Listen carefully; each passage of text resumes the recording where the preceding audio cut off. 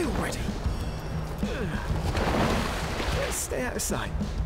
Sumerian Six is a 2024 stealth tactics game developed by Artificer. After Shadow Gambit and its studio's closure back in 2023, I honestly thought I was done with RTTs for a while. Mimimi was something of a torchbearer for the RTT genre. There were other studios developing RTTs, sure, but Mimimi took an otherwise aggressively niche genre to new heights. They made 3 stealth tactics games: Shadow Tactics: Blades of the Shogun, Desperados 3, and Shadow Gambit: The Cursed Crew. And each game innovated in its own way. Shadow Tactics, as flawed as it was, put RTTs back on the map. Desperados 3 pushed the classic RTT formula to its absolute design limits. A few caveats notwithstanding, there is really nothing you can add on top of what Desperados 3 offered and improve the formula in a significant way. Finally, Shadow Gambit felt like the natural evolution of the genre. A non-linear campaign with missions that can be played in whichever order the player wants, a wide cast of overpowered playable characters with abilities that synergize with each other in interesting ways, and sprawling open-ended levels with multiple tactical options and approaches. The fact that Mimimi disappeared at what seemed like a turning point for the genre hurt. So now, in the aftermath of Mimimi's closure, we find ourselves in a sort of reset period. Where do we go from here? Should RTTs pick up where Mimimi left off or return to its roots? The answer is both. Sorta. Sumerian Six does both of those things and neither at the same time. It has that Mimimi spark of genius with its setting and abilities, but it plays very safe, and that's totally fine. Sumerian Six doesn't exactly revolutionize the genre, and it didn't need to. I'm just happy these games are still being made, to be honest. So let's take a look at Sumerian Six and see what it's about. Before we start, I have a Twitter with tweets and a Patreon where you can support the channel with real-life money. Let's go!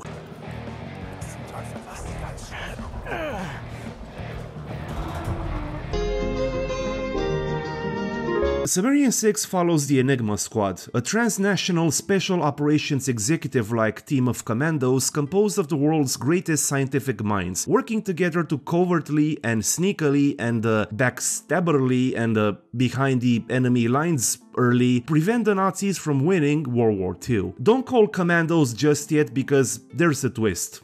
Multiple twists, in fact. See, prior to the events of the game, the Enigma Squad discovered a mystical substance named Geiststoff. No one knows exactly where it comes from or if it's even of this world, but one thing's for sure. Should it fall in the wrong hands, the world is pretty much fucked. Oh, and it also grants superpowers, which is a neat explanation for the various abilities in the game. Anyways, with the forbidden knowledge secured from ambitious Prussian aristocrats with an interest in the occult, the Enigma Squad promptly disbands and its members go on to I don't know, what do scientists with special forces training do in their off time? Collect Neil deGrasse Tyson Funko Pops? I don't know. What a stupid fucking joke. Unfortunately, things took a turn for the worse when the scientist and ex-Enigma Squad member Hans Kammler began his Joker phase and decided to join up with the Nazis to continue the research on the Geiststoff. This allowed the Nazis to dwarf the Allies in the technological department and create all sorts of crazy shit, like half-man, half-machine Geiststoff-powered super soldiers and zombie-like SS troops. And in case you were wondering about the game's title, it turns out Kammler has developed something of an unhealthy obsession with the ancient Sumerians. Why the Sumerians specifically? Well, he believes that they held the key to unlocking the Geiststoff's true potential. So it's up to a newly reformed Enigma Squad to thwart Kammler's plans and turn the tide of the war. That's pretty much the premise of Sumerian Six. As far as the setting and story are concerned, it's pure alt history silliness, with the ancient forbidden Sumerian knowledge angle adding a tongue-in-cheek and honestly quite endearing, let's call it, layer to the game. It's somewhere between History Channel schlock and edgy graphic novel penned and written by industry legends that I might pick up on a sale if I have nothing better to read. If that makes any sense, I doubt it does. Sumerian Six is very well put together presentation-wise, with a few caveats that we'll touch on later. The first thing that will stand out to connoisseurs is the art style. It's a gorgeous looking game with the retro-futuristic ancient civilization History Channel stuff adding a lot of personality to its visuals. The characters and environments are heavily stylized and very reminiscent of Mimimi's games, featuring a good balance of eye candy and utilitarianism. I seem to like this word a lot lately. This is important to note because, to reiterate what I said in a previous video, RTTs are the kind of games where you'll be staring at your screen for minutes on end trying to come up with optimal ways to clear maps. So you can't put too much visual bloat on the screen lest you want to give players severe headaches. There are just enough effects and visual bells and whistles to make the maps feel lively, which I'm grateful for. The voice acting too is very good, and the actors do a good job of making these tiny units on your screen feel like real people. Susie, can you pick up her scent, Wojtek? I think so. Good lad. Now, let's find her and get out of this godforsaken. I had not completed my briefing.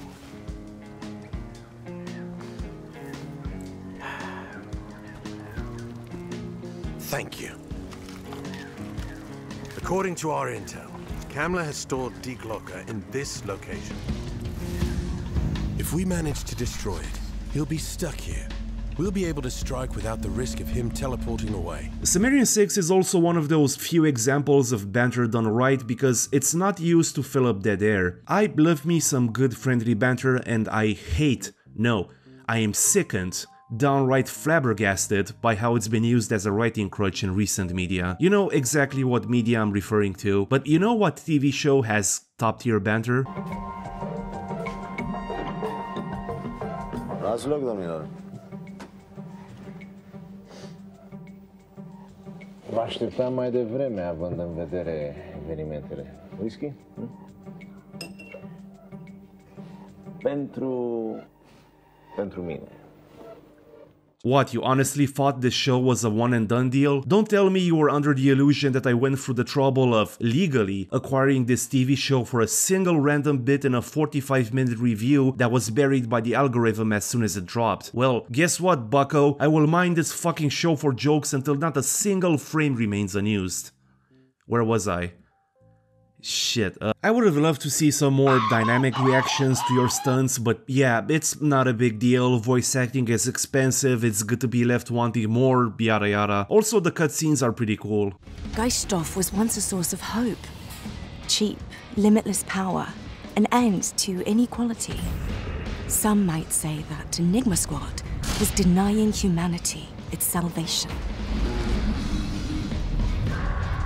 But they knew better.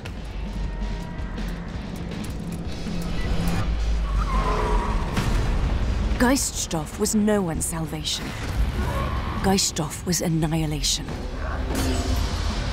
As for the caveats I mentioned earlier, they mostly come down to some audio bugs that vary in severity. I noticed that every time I pause and unpause the game, the music either stops or sounds muffled. It's easily solved by loading a previous save, but it was a bit annoying that I had to do that. Also, and this is not really a bug, but I believe the music could have been mixed a bit lower. It's so loud during certain missions. Not a big deal though. Anyways, let's talk gameplay. Sumerian 6 is a stealth tactics game. For those of you who are not familiar with what a stealth tactics game is, it essentially describes a genre where the focus is untangling complex enemy setups while attracting as little attention as possible. All it boils down to is understanding the vision cone mechanic. Green marks areas where you're totally visible, and striped means you're invisible as long as you're staying crouched. So for example, you'll have an enemy guarding a doorway who's in the vision cone of a second guard who's covered by a third guard standing on a catwalk above them. Since taking down any of the guards will alarm the other two, you have to figure out a way to eliminate all three enemies covertly by making clever use of your character's movesets. One of your characters could throw a bottle to distract a guard, giving you just enough time to get the jump on the other two. Or you could just place a trap and lure an enemy to it. That's pretty much the gist. It's basically a puzzle game. The fun lies in learning each character's unique abilities and untangling increasingly complex stealth challenges. The challenges may come in the form of larger maps with dozens of overlapping guard patrol routes, new enemy types that are resistant or immune to certain distraction techniques, enemy hierarchies, by which I mean enemy types whose elimination requires the collaboration of two or more of your characters, and so on and so forth. There are multiple layers of complexity that can be added on top of these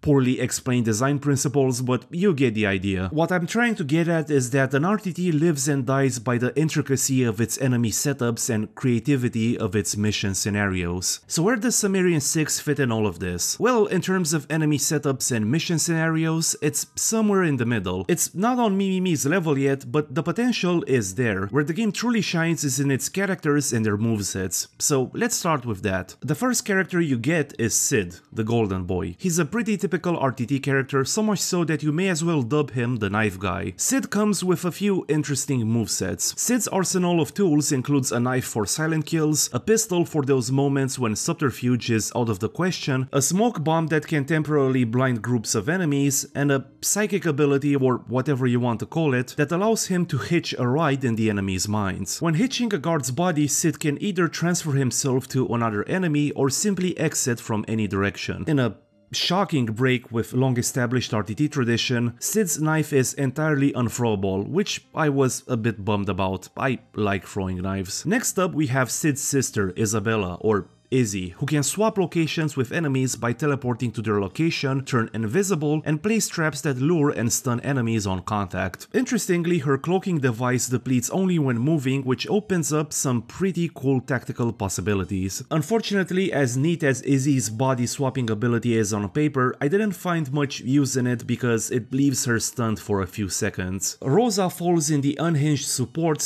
/ doctor / chemist archetype. If you play Desperados 3, she might remind you of Doc McCoy. Her modus operandi is pumping Nazis with chemicals that daze or dissolve them into nothing, or exploding them with remotely detonated sticky bombs, which is very fun. The dissolving enemies into nothing thing also applies to bodies, by the way. As for the dazing ability, its effect is permanent as long as Rosa stays in one place. The way this works is that Rosa basically inserts a catheter into the victim and pumps them with I don't even want to know what, to be honest. She's one of my favorite characters. She's very useful when you have to disentangle the game's trickier interlocking vision cones. Alistair, Izzy and Sid's father, is the designated slapstick expert. He wields chain lightning, which does exactly what you imagine, a distraction technique, which is a fancier way of saying that he lures enemies by whistling, and a launch pad that catapults enemies, bodies and explosive containers. Honestly, his movesets came as a total surprise to me because prior to his introduction in the 4th mission, he'd been presented as this patriarchal mission over family type of guy. I'd never have pegged him as the Looney Tunes guy. Next up we have Siegfried, the mentalist, whose abilities include a film projector that creates a zone of invisibility for allies, a one-shot retrievable sniper, and a saw for stealth takedowns. That's it.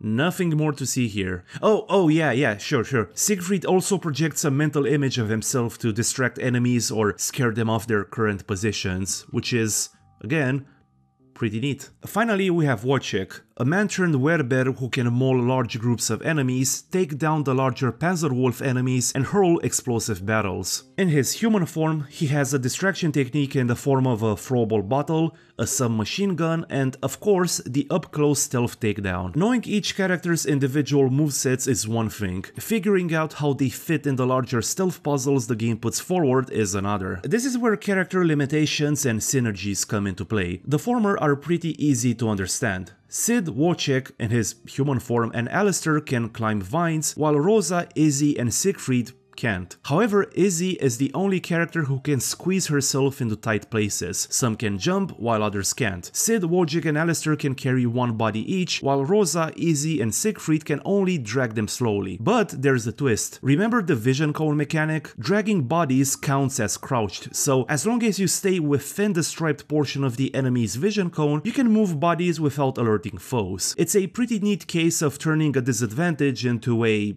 well, advantage. Now, synergies are key to solving the game's increasingly complex stealth puzzles, and the faster you learn them, the more efficiently you'll be able to clean up maps stealthily. And I don't mean synergies in the Binding of Isaac sense, where combining 2 or more items together results in a stat boost. Rather, it's a case of coordinating your character's abilities. Let's look at a few examples. As mentioned earlier, Alistair sports a lightning gun that shoots a bolt of lightning, capable of jumping between enemies and killing them. One time I noticed a group of 3 enemies, with a 4th one staring directly at them. I realized pretty quickly that by using Rosa's stun link ability on the 4th enemy, I could have Alistair safely electrocute execute the other 3. In the second mission, I stumbled upon this backyard area guarded by like 1,000 enemies. Of particular interest to us are 3 specific enemies. The one standing guard on the elevated porch with full view of the entire area, the stationary guard on the right, and the patrolling guard from the upper part of the yard. Taking out any of them alarms the other 2, so we have to be a little creative here. I started by hitchhiking the guard on the elevated porch. I then used Rosa's disperse ability to force the enemy to come down the stairs, and had Sid backstab him. When the patrolling guard noticed the body, I waited for him to approach my group and quickly stun-linked him with Rosa's cursed IV tube just outside the stationary guard's vision cone. From there on out, it was just a matter of systematically putting down the rest of the guards. I'm sure there has to be an easier solution here, but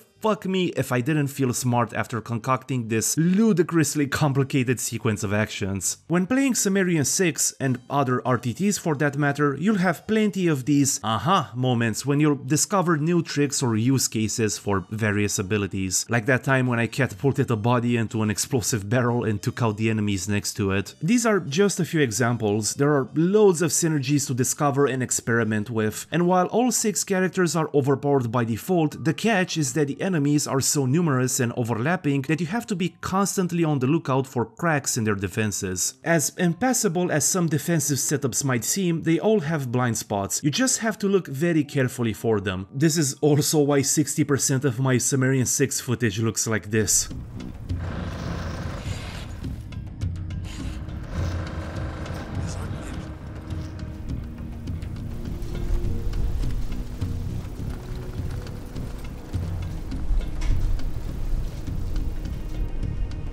Apart from numerous overlapping enemies, the game has a few other mechanics to prevent players from steamrolling enemies with the character's supernatural abilities. For one, a lot of abilities have a noise radius, so if you cast an ability, anything within the vicinity of that circle will hear it. This is important to keep in mind when casting stronger abilities, such as Wojciech's Bear Transformation or Rosa's Sticky Bomb, otherwise you'll obviously lose the element of surprise and raise the alarm. Now, it's worth mentioning that raising the alarm is not necessarily the end of the world, because you can simply fuck off and wait for the enemies to end their search and resume their posts. Plus, the alarm is localized to specific areas of the map, so it's not like the entire map will be out hunting for you. Another thing to consider is the casting range of each ability. The cool thing is that the ability's sound radius and casting range can be reduced and increased respectively with upgrades. As you explore the levels, you'll encounter these supply crates that are character specific, and cracking them open grants experience for a specific ability for that character. Gather enough experience and these abilities will level up. It's a simple and elegant way to do progression and incentivize players to explore beyond the mission critical route. In true RTT tradition, Sumerian 6 complicates the player's progression by introducing enemy hierarchies, which is a fancy way of saying that you'll be facing like 4 enemy types. At the bottom of the food chain you have your basic soldiers, who are fully susceptible to your attacks and distraction techniques. Then there is the officer enemy who, while being just as easy to kill as the soldiers, they're less susceptible to mind-affecting abilities. For example, if a basic soldier will pursue Izzy's trap as soon as they spot it, an officer will barely pay any attention to it. But from the second mission, the game starts introducing stronger enemies capable of killing your party members in one hit. There's the Panzerwolf, a massive, machine gun-toting armored Nazi officer that requires 2 strikes to be put down, a stunning strike from a ranged weapon and a melee strike from up close. Later, you get Wojciech, who can take down a Panzerwolf in one hit in his werebear form. However, the werebear form does not allow him to hide in bushes or crouch, so even in this form, you still have to approach the situation with a stealth mindset. And yes, hurling explosive barrels at enemies counts as stealth. I'll take no further questions. Next up is the demon enemy type. Instead of having a standard vision cone, demons have a 360 pulsating sonar thingy that not only spots your characters in bushes and beyond walls, but also detects Siegfried's mental projection and Izzy's cloaking device. There's 2 ways to kill demons. You can either attack them with a couple of ranged abilities, or sneak behind them between the sonar pulses and put them down with a melee attack. There's a 4th, more insidious enemy type, but I'll let you discover them by yourselves. And those are pretty much the basics in terms of gameplay. As I said before, most of the game's nuance lies in the various ways the characters' movesets synergize with each other and discovering increasingly ridiculous ways to stealthily dispose of the enemies. But as fun as engineering Rube Goldbergian Nazi killing schemes is, or orchestrating environmental kills, the truth is that Sumerian 6 is not as transformative as Shadow Gambit or as mechanically complex as Desperados 3. In fact, Sumerian 6 lacks quite a few features considered staples of the genre. Footprints, different footstep sounds on surfaces, swimming, light-dark difference in vision cones, and so on. The more you play, the more noticeable Sumerian 6's safeness becomes. Again, that's not necessarily a bad thing, there is enough here to satisfy even veterans of the genre, but I can't shake the thought that more could have been done to spice up the gameplay just a little bit more. Just a bit. Still, Sumerian 6 is a great debut effort and I highly recommend it if you have even a passing interest in this genre. Thanks for watching. As always, a huge thank you to my patrons whose generosity makes these videos possible. I'll see you next time.